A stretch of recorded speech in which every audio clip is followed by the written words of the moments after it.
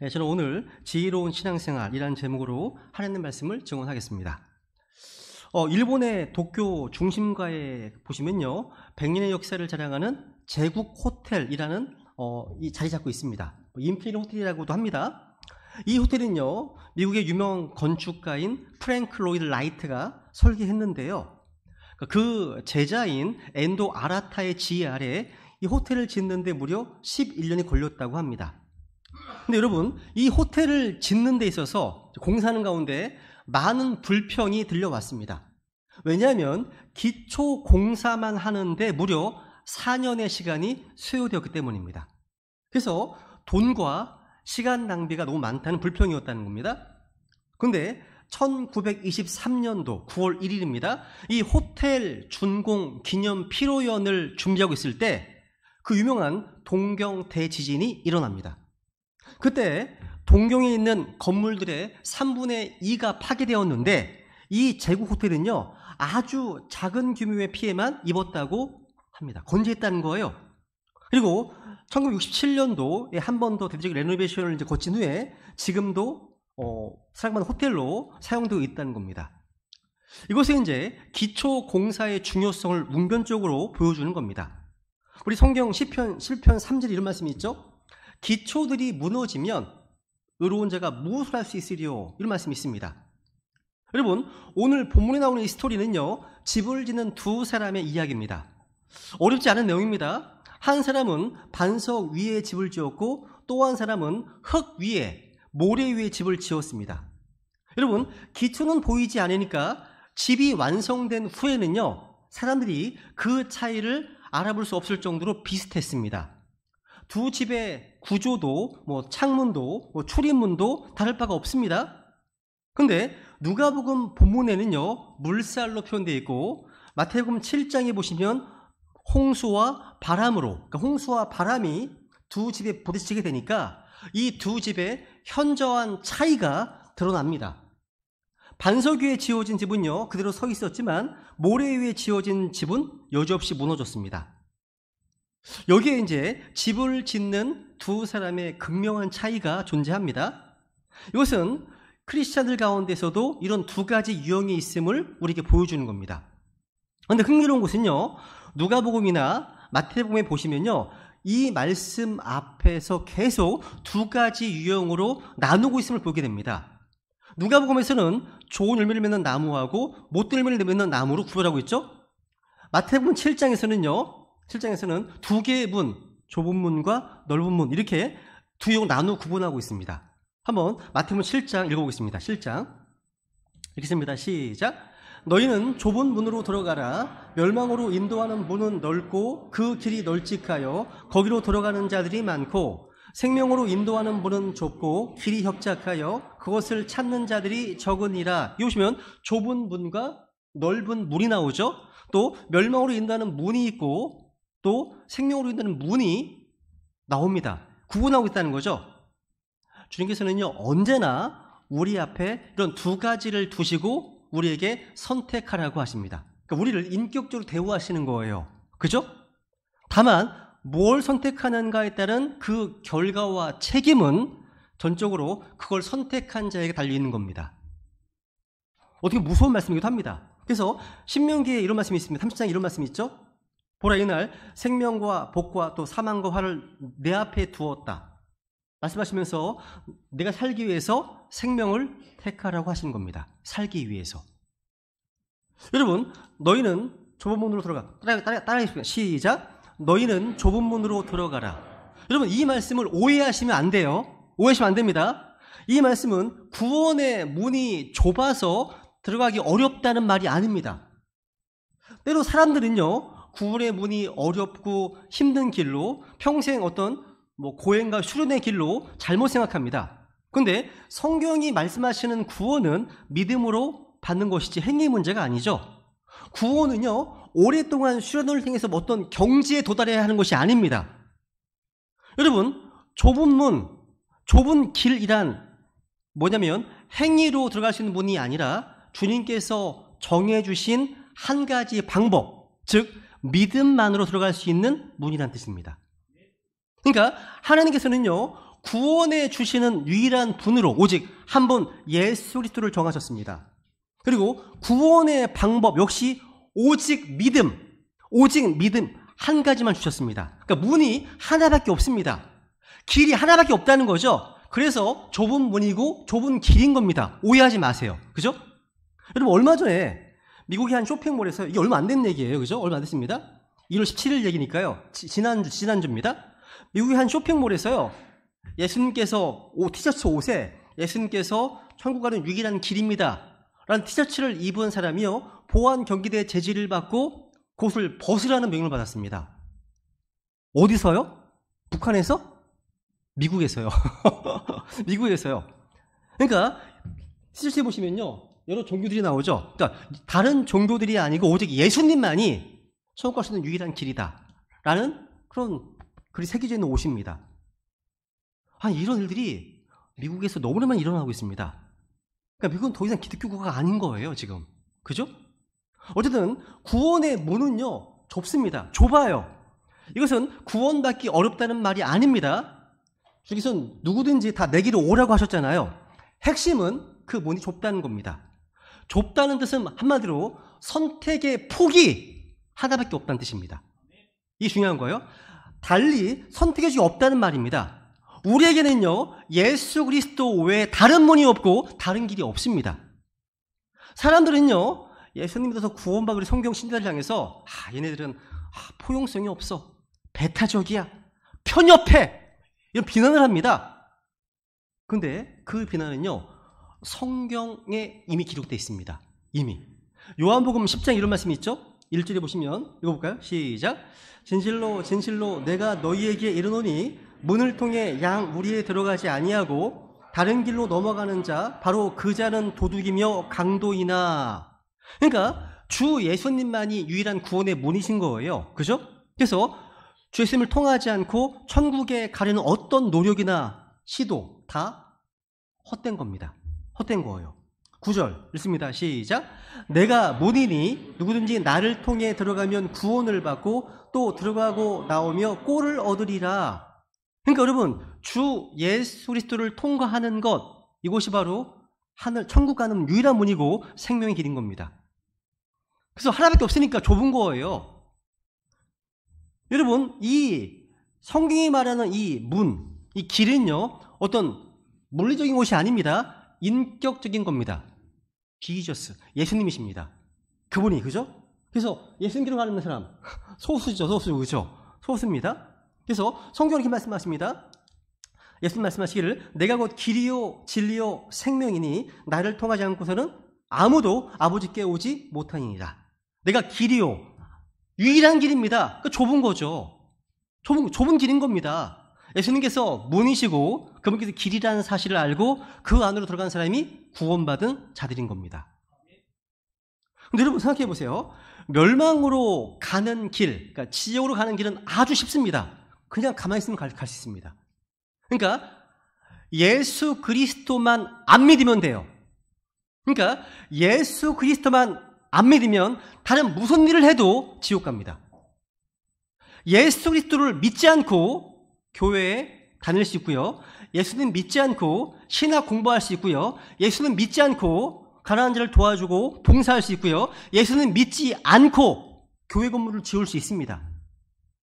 근데 예수 그리스도를 믿지 않으면 그 무엇을 해도 다 멸망으로 떨어집니다. 멸망으로 인도하는 문은요, 오직 한 가지. 예수 그리스도를 믿지 않으면 뭘 해도 다 멸망으로 인도됩니다.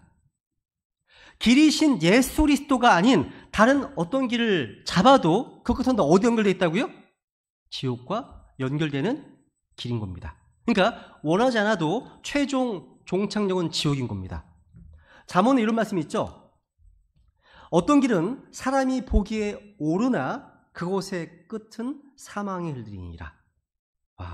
그러니까 우리가 보기에 옳게 보이는 길이라 할지라도 그러할진데 다른 길들은요, 뭐 달리 말해 뭘 하겠습니까?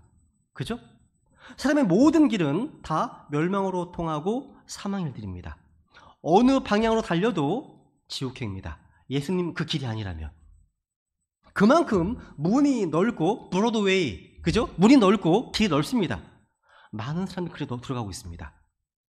지옥은요, 길이요 진리요 생명이신 주 예수 그리스도를 통해서 천국으로 가지 않는 모든 자들의 최후의 종착역이 되는 것입니다. 우리 베다니 가족들은요, 한 영혼도 이루어지지 아니하고 모두가 주 예수 그리스도를 믿음으로 좁은 문을 통과해서 천국 백성이 되어야 됩니다. 그 생명이 있는 길 걸어야 한다는 거죠. 그리고 나서 좋은 열매를 맺는 나무가 되어야 하는 겁니다. 그러면 우리는요, 모래 위에, 흙 위에 집을 짓는 어리석은 자가 되지 말고 반석 위에 집을 짓는 지혜로운 자가 되어야 됩니다. 그렇다면 반석 위에 집을 짓는 지혜로운 자가 추구하는 신앙, 어떤 신앙이어야 할까요? 한번 제가 세 가지로 정리해봤습니다. 첫 번째, 지혜로운 신앙은요, 기초에 헌신하는 신앙입니다. 따라해보시겠습니까? 한번 시작. 기초 헌신하는 신앙. 우리가요, 견고한 집 짓기를 하려면 무엇보다 먼저 그 기초를 잘 놓을 수 있어야 됩니다. 그런데 많은 경우에요, 그 건축자들이 그렇게 하지 못합니다. 왜일까요? 기초가 눈에 보이지 않기 때문입니다. 눈에 안 보여요. 근데 아주 튼튼하고 견고한 집을 소망하는 지혜로운 사람이라면 오늘 본문 48절 말씀처럼 해야 될 겁니다. 다시 읽습니다. 시작. 그는 집을 짓되 깊이 파고 기초를 반석 위에 놓은 사람과 같도다. 홍수가 나고 물살이 그 집에 세차게 부딪혀도 그것을 흔들 수 없나니 이는 그것이 반석 위에 세워졌기 때문이라. 이 말씀에서 기초라는 말에 주목해 보세요. 한 집은 모래 위에 세워졌고 또 한 집은 반석 위에 세워졌습니다. 이 말씀은요, 반석과 모래라는 서로 다른 두 개의 기초 위에 집을 지어서 서로 다른 결과를 초래했다는 그런 스토리입니다. 주님께서는 자신을 따르는 제자들에게 그 무엇보다도 믿음의 기초, 신앙생활의 기초, 우리 삶의 기초가 중요하다는 것을 강조하고자 하시는 겁니다. 그래서 여기 보시면 집을 짓되 깊이 파고 기초를 반석 위에 놓았다. 집을 짓되 깊이 파고, 한번 상상해 보세요. 반석이라는 기초 위에 집을 짓기 위한 수고나 노력에 대한 묘사를 한번 생각해 보시라는 거죠. 그죠? 여러분, 우리 믿음의 진정한 기초, 흔들릴 수 없는 기초 형성을 위해서 여러분은 얼마만큼 노력을 하셨습니까? 정말 중요한 거예요. 정말 중요한 겁니다. 성경은요, 이 기초가 반석 위에 놓이도록 깊이 파야 한다는 겁니다. 진짜 견고한 신앙은요, 기초가 튼튼한 신앙입니다. 그래서 지혜로운 크리스찬들은 먼저 기초 놓기에 헌신한 사람입니다. 근데 많은 성경 신자들이요, 제가 보기에는 구원받고 나서 킹제임스 성경을 알고 나서 제일 먼저 요한계시록부 독파하기 시작해 나갑니다. 그런 과정, 이게 아니라 신학원 3학년 때 공부할 내용을 구원받자마자 책을 읽어가면서 고시 공부하듯이 독파해 나가기 시작합니다. 그러니까 중간에 없어, 이 사이가요. 기초가 없는 거죠. 되게 위험할 수, 지식은 교만하게 하기 때문에. 여러분, 여기서 기초는요, 예수 그리스도와 그분의 말씀이죠. 그죠? 사도 바울은요, 이 신앙생활을 집짓기에 비유했습니다. 그러면서 우리가 지혜로운 건축가가 되어야 한다고 이야기하죠. 그죠? 한번 읽어볼까요? 시작. 내게 주어진 하나님의 은혜에 따라 내가 지혜로운 주 건축자로서 기초를 놓았고 다른 사람이 그 위에 세우되 저마다 어떻게 그 위에 세울지 주의해야 할지니라. 아무도 이미 놓은 기초 외에 다른 기초를 놓을 수 없나니 이 기초는 예수 그리스도시니라. 바울은요, 자신이 지혜로운 주 건축자로서 기초를 놓았다고 말씀하고 있습니다. 여러분, 어떤 건물이든 기초가 놓이면 그 이후의 일은 아주 빠르게 진행됩니다. 하지만 그 위에 어떻게 세울지 주의해야 됩니다. 그러니까 설계도에 따라서 작업 감독이 지시하는 대로 일을 해야지 자기 멋대로, 자기 생각대로, 자기 편한 대로 하면 안 되는 겁니다. 주의해야 되는 거죠. 그래서 바울은 이 기초 위에 무엇을 놓을 것인가, 어떻게 세울 것인가 각별히 주의해야 한다고 증언하고 있습니다. 그러니까 우리의 믿음의 건축은요, 정말 신중하고 진지해야 한다는 겁니다. 그런데 이 건축에서 가장 중요한 기초는 무엇이어야 됩니까? 바로 예수 그리스도입니다. 그러니까 바울이 놓은 기초는 바로 예수 그리스도십니다. 예수님께서 바로 우리 크리스천들의 움직일 수 없는 기초라는 겁니다. 이 외에 다른 게 있을 수가 없습니다. 그래서 교회 오면 예수님 얘기하는 겁니다. 그러면 우리 대화의 주제인 겁니다. 설교의 주제이고요. 교제의 주제입니다. 그분의 이름이요. 기초거든요. 우리 크리스천들은요, 예수 그리스도를 붙잡고 그리스도 위에 우리의 삶을, 우리의 인생을 세우는 사람들입니다. 또한 주님께서 주시는 이 생명의 말씀이 우리의 삶의 유일한 근거이고 기초가 되는 겁니다. 오늘 본문 47절에 보시면요, 집을 짓는다. 이게 뭘 의미할까요? 성경에 보세요. 47절. 읽습니다. 시작. 내게 와서 내 말을 듣고 그것들을 행하는 자마다 누구와 같은지 내가 너희에게 보여주리니. 그러니까 주님의 말씀을 듣고 행함으로 인생의 집을 지어가는 겁니다. 듣고 행하는 거죠. 그렇다면 주님의 말씀을 먼저 진지하게 들어야 될 필요가 있지 않겠습니까? 그죠? 그래야 이 말씀이 행함이 되고 그 행함으로 말씀이 우리의 삶이 되지 않겠습니까? 그죠?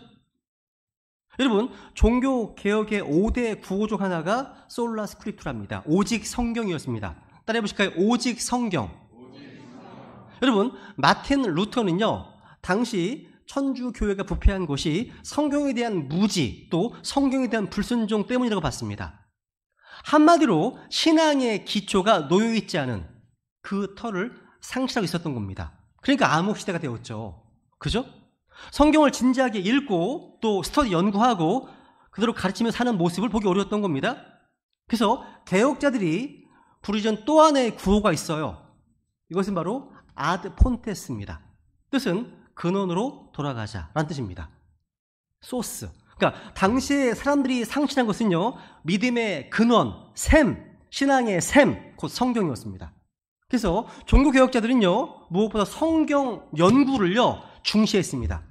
이 성경 말씀은 우리 크리스천들의 믿음과 실행에 있어서 최종 권위이기 때문에 부패한 어떤 교황의 권위보다 훨씬 더 중요한 근원적 권위라고 주장했습니다. 교회의 어떤 전통이나 규칙보다 더 중요했습니다. 그래서 오직 성경이라고 주장한 겁니다. 왜? 성경은요, 폰테스, 신적 계시의 유일한 근원이기 때문이죠.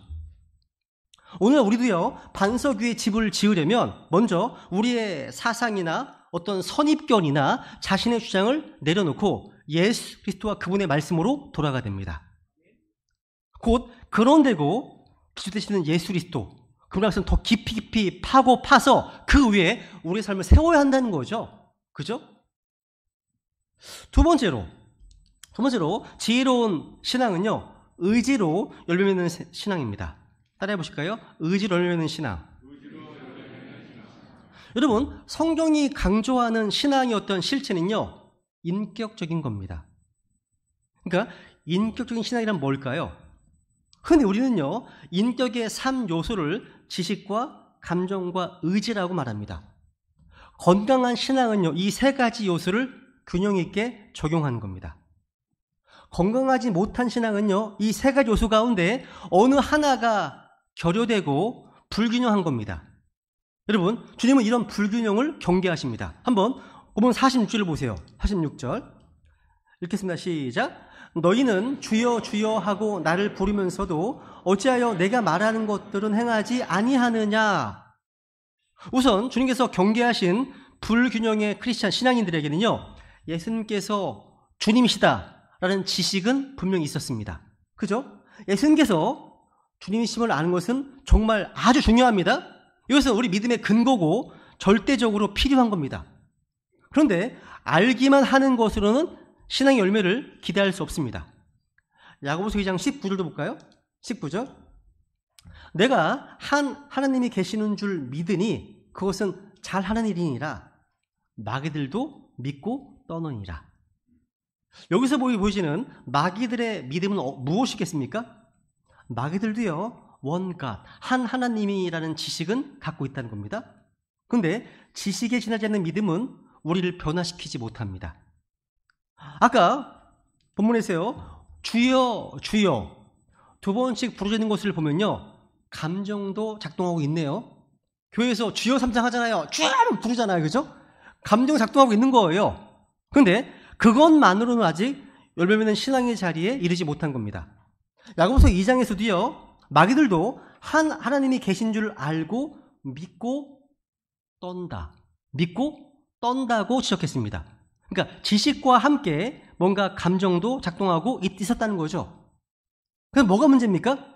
지식과 감정 다음에 우리의 신앙이 삶에 되기 필요한 것이 바로 뭡니까? 의지적인 행동입니다. 행동이에요. 우리가 믿음과 신앙의 최종 권위로 알고 받아들일 이 하나님의 말씀이 우리의 행함이 되려면 필요한 것이 의지적 결단입니다. 의지적 결단. 우리가 알게 된 성경적 지식과 그 지식에 따라오는 감정이 있어도 그것을 행동으로 옮기는 의지적 결단이 없이는 열매 맺지 못합니다.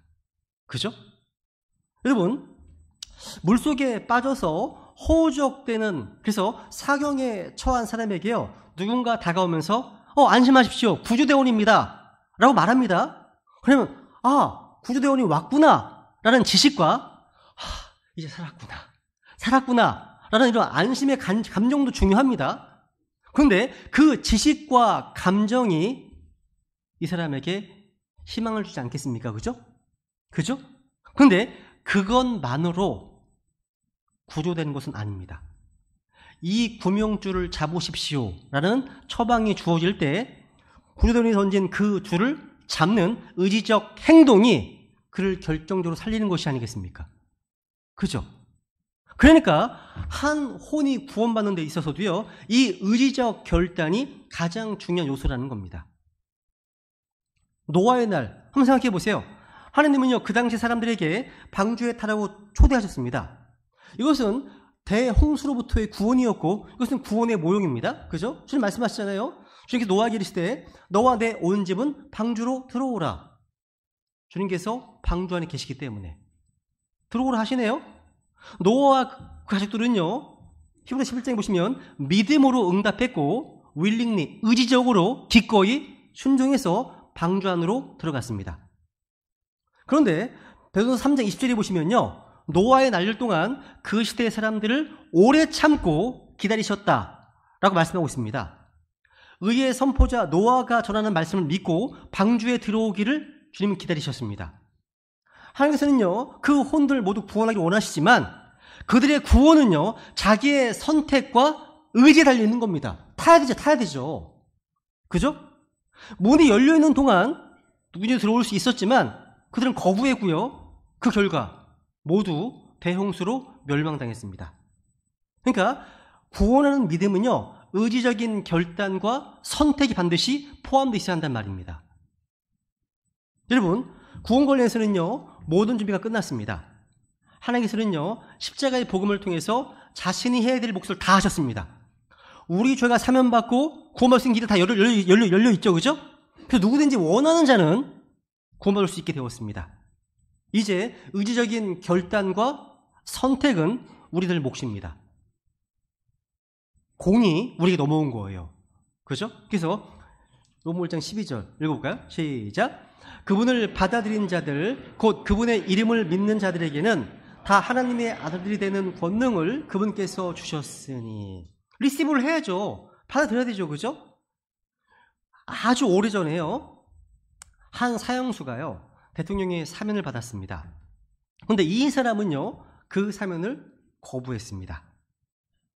판사는 그 사형수의 의사에 반해서 그 사면을 집행할 수가 없다고 선고했습니다.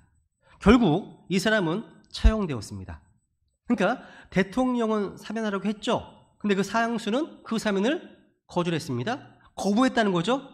결국 판사는 사형수가 거부함으로 인해서 그 사면을 인정하지 않았습니다. 따라서 그 사형수는 사면권을 거부한 그 선택에 대한 결과를 지게 된 겁니다. 본인이 선택했잖아요. 그죠? 혹시 이 말씀 들으신 분 가운데 구원받지 못한 혼들이 계시다면 지금 예수 그리스도라는 그 사면권을 받으시기 바랍니다. 지금이에요. 지금. 그분을 나의 구원자로, 나의 주님으로 믿겠다고 선택해야 될 때라는 겁니다. 지금이요. 지금. 그래서 보라, 지금이 받아주시는 때고, 보라, 지금이 구원이다 말씀하시기 때문입니다. 그래서 이 의지적인 결단과 선택은요, 구원뿐만 아니라 구원받은 이후에 신앙생활에 있어서도 아주 중요하다는 겁니다. 구원받고 열매 있는 삶이 되기 위해서는요, 지식과 감정에 의해서 의지적 결단이 필요한 겁니다. 그 행함으로 열매 맺고 변화가 되는 거죠. 그래야 반석교의 집을 짓는 사람이 되는 겁니다. 마지막 세 번째로 지혜로운 신앙생활은요, 고난, 시련, 환난을 견디는 신앙입니다. 우리의 신앙이요, 열매를 맺는 자리로 나아가려면 이런 고난이나 시련, 환난을 견딜 수 있어야 됩니다. 한번 49절을 볼까요? 49절 읽습니다. 시작.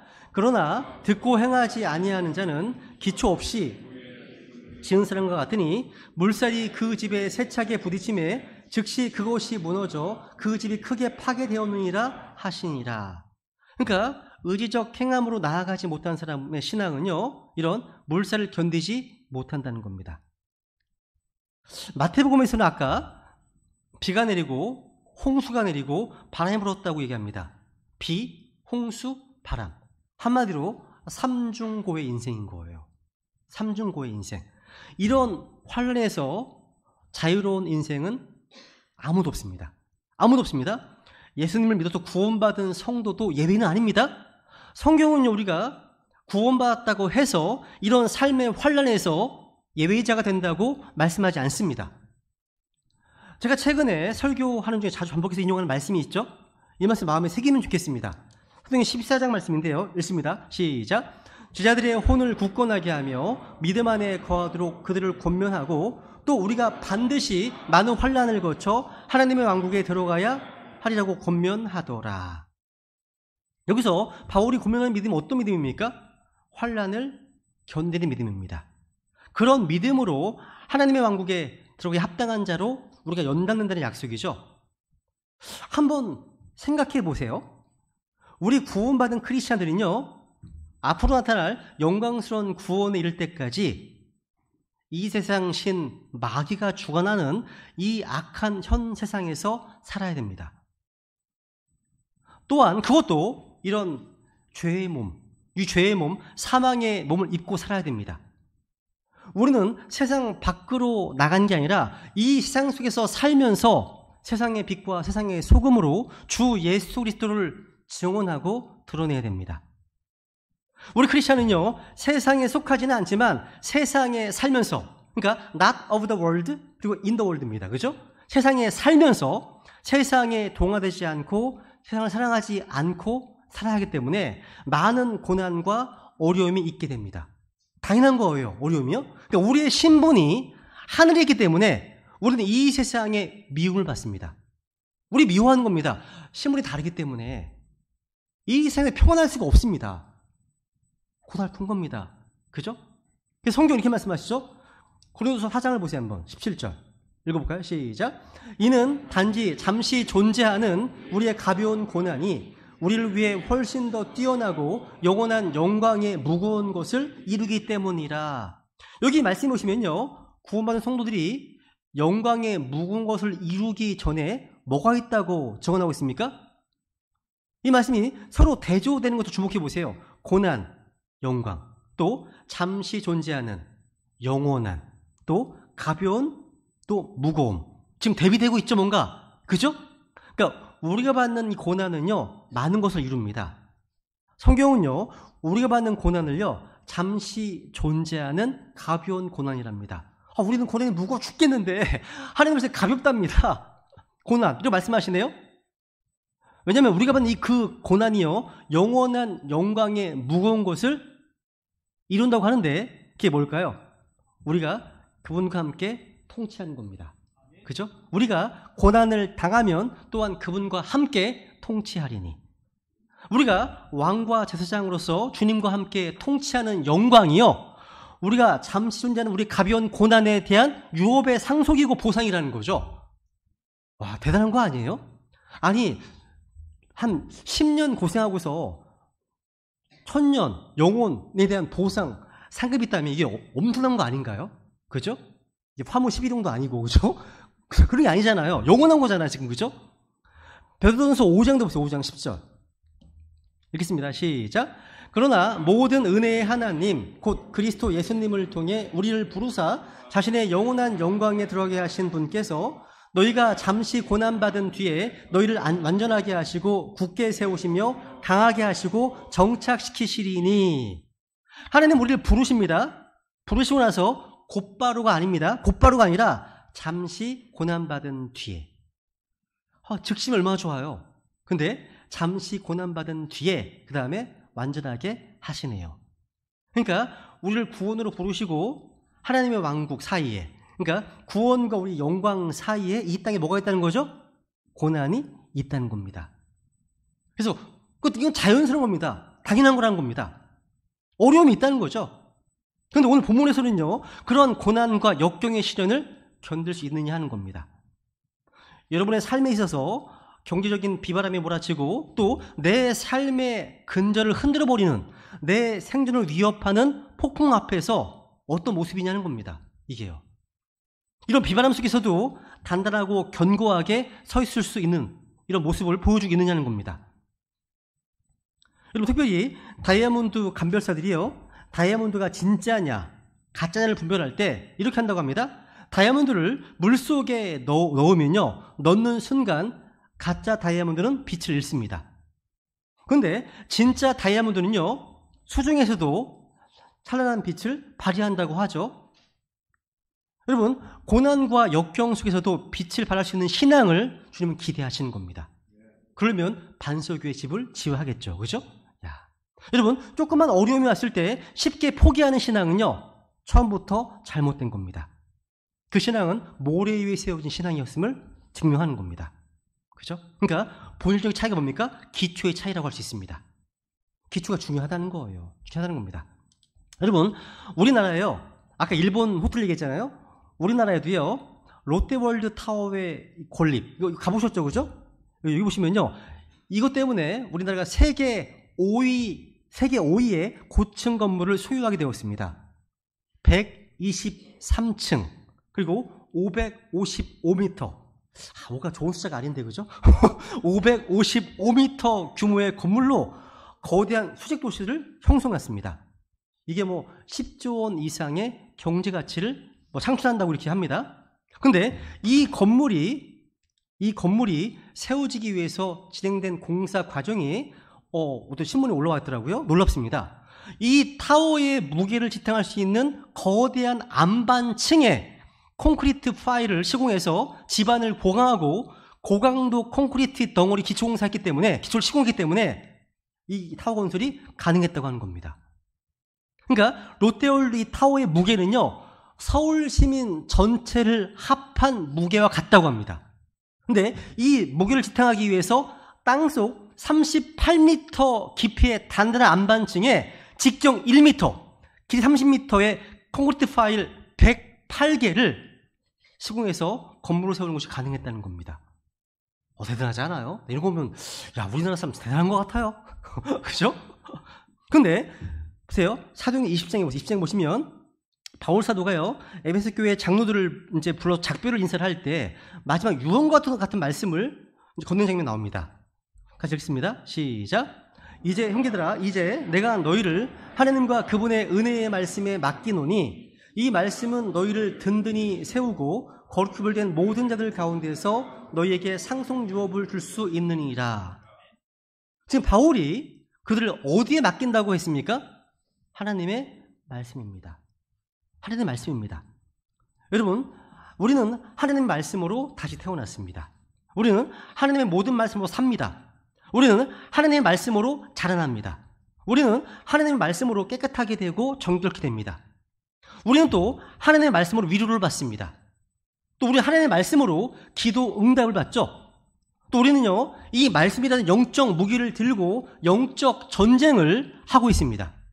또 우리는 이 말씀으로 심판을 받습니다. 이 말씀으로요. 또 우리는 온 세상이요, 하나님의 말씀으로 지어졌음을 믿습니다. 또 이 세상은, 이 모든 것이 하나님의 말씀으로 붙들려지고 있다는 사실을 알고 있습니다.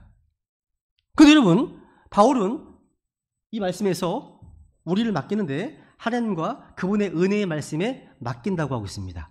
왜? 이 은혜의 말씀이요, 우리 성도들을요 든든히 빌드업, 세울 능력이 있기 때문입니다. 이 말씀이요. 제가 앞에서요 반석 위에 집을 짓는다는 것은 주님 주신 이 말씀을 듣고 행하는 것이라고 말씀드렸습니다. 따라해 보세요. 듣고 행하자. 듣고 행하자. 여기서 주님께서 강조하시는 포인트는요, 행하는 데 있습니다. 물론 이것이요, 들음이 필요 없다는 말은 아닙니다. 성경은 들음의 중요성을 강조하잖아요. 말씀을 듣지 않으면 우리의 믿음이 형성되지 않죠. 그죠? 믿음은 하나님의 말씀을 들음으로 나기 때문입니다. 그럼에도 불구하고 오늘 이 본문 말씀은요, 주님께서 행함에 커다란 강조점을 두고 계신 겁니다. 여러분 지금 이 순간뿐만 아니라 매일매일 하나님의 말씀을 듣고 계실 겁니다. 근데 중요한 질문은 이거예요. 들은 다음에 이 말씀 앞에 어떻게 반응하십니까? 이게 중요한 거예요. 오늘 이 시간 말씀을 들었습니다. 그런데 들은 다음에 아무 일도 일어나지 않는 것처럼 다시 우리는 이 자리를 떠나갑니다. 그렇다면 그것이 무슨 의미가 있습니까? 말씀을 듣고 행하는 자, 행함은 말씀에 대한 우리의 반응이죠. 이 들은 바 말씀 앞에 어떤 반응을 보이십니까? 결단하셨습니까? 그리고 날마다의 삶 가운데서 이 말씀을 적용하기 위해서 고민하시나요? 고민하십니까? 이 말씀이 여러분의 삶을 만들어가고 계십니까? 이 말씀이 우리의 삶 속에 어떤 임팩트를, 어떤 영향을 주고 있습니까? 이 말씀이 우리의 삶을 오늘도 지속적으로 변화시켜서 주님을 닮은 모습들이 나타나고 있습니까? 저는 두렵습니다. 여기에 많은 사람들이 모여 계신데요, 이렇게 모여 있는 것이 야구 경기나 축구 경기를 즐기기 위해서 사람들이 모여 있는 것과 같은 수준이라면 저는 아무 의미가 없다고 생각합니다. 야구장이나 축구장 또는 극장을 빠져나오면서 사람들이 이런 말을 할 겁니다. 아, 재미있었어. 재밌었다고요. 너무 재밌었다고. 그리고 그들의 삶과는 아무런 상관없이 거기를 빠져나올 겁니다. 아무런 변화도 없고 아무런 힘도 능력도 없습니다. 그냥 모였다 흩어지는 거죠. 그리고 그들은 아마 더 재미있는 프로그램이 있다면 그곳을 향해서 또 이동해 갈 겁니다. 근데 혹시 여러분 가운데 이와 똑같은 의식을 가지고 계시지 않으십니까?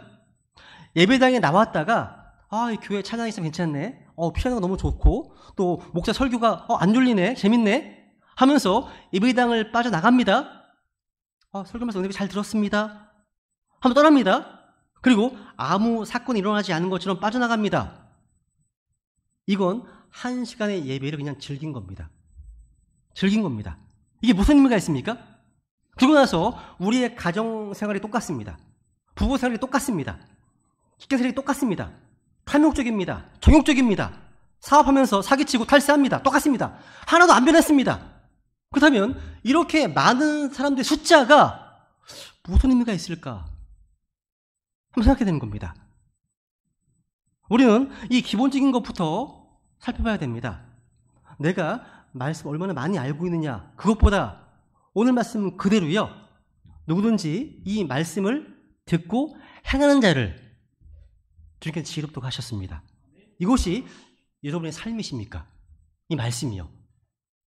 우리 이 시간 먼저 우리 배단역들 모두 한원도 이루어지지 아니하고 믿음의 기초가 되시는 예수 그리스도를 자신의 구원자와 주님으로 받아들임으로 구원받기를 원합니다.